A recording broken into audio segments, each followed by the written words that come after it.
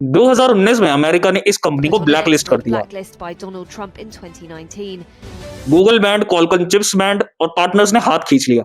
Experts बोल रहे थे ये कंपनी 2 साल के अंदर बंद हो जाएगी, लेकिन आज वही कंपनी $127 बिलियन का रेवेन्यू कर रही है। ये है हुआवे की कहानी। जब यूएस ने हुआवे को एंटिटी लिस्ट में डाला तो इनका स्मार्टफोन बिजनेस 50% गिर गया। नॉर्मल कंपनी होती तो यहां पर सरेंडर कर दी, लेकिन इन्होंने इसका उल्टा किया। इन्होंने आर&डी में अपना बजट बढ़ाया। आज ये अपनी कमाई का लगभग 21% आर&डी में लगाती है। कंपैरिजन के लिए आप एप्पल को देख लो, वो सिर्फ 7% लगाता है। और इस एक डिसीजन ने सब बदल दिया। सबसे बड़ा चैलेंज था चिप्स। यूएसए के कहने पर टीएसएमसी ने इनकी चिप सप्लाई पूरी की पूरी रोक दी थी। इन्होंने अपनी डोमेस्टिक फाउंड्री एसएमआईसी के साथ किरिन 9030 बनाया। इस चिप में 5 नैनोमीटर क्लास टेक्नोलॉजी का इस्तेमाल किया गया था और ये चिप सिर्फ एक प्रोडक्ट नहीं था, ये एक प्रूफ था कि टेक्नोलॉजी पे डिपेंडेंसी कितनी खतरनाक हो सकती है।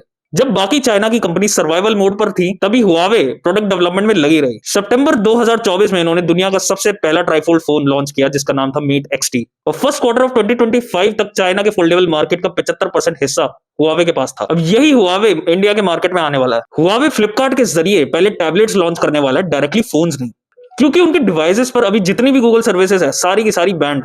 इनकी स्ट्रेटजी सीधी ये है कि पहले B2B और टैबलेट्स के थ्रू इकोसिस्टम बनाओ, फिर बाद में कंज्यूमर मार्केट। लेकिन सवाल ये है कि क्या कोई कंपनी बिना गूगल के इंडिया के मार्केट में सर्वाइव कर सकती है?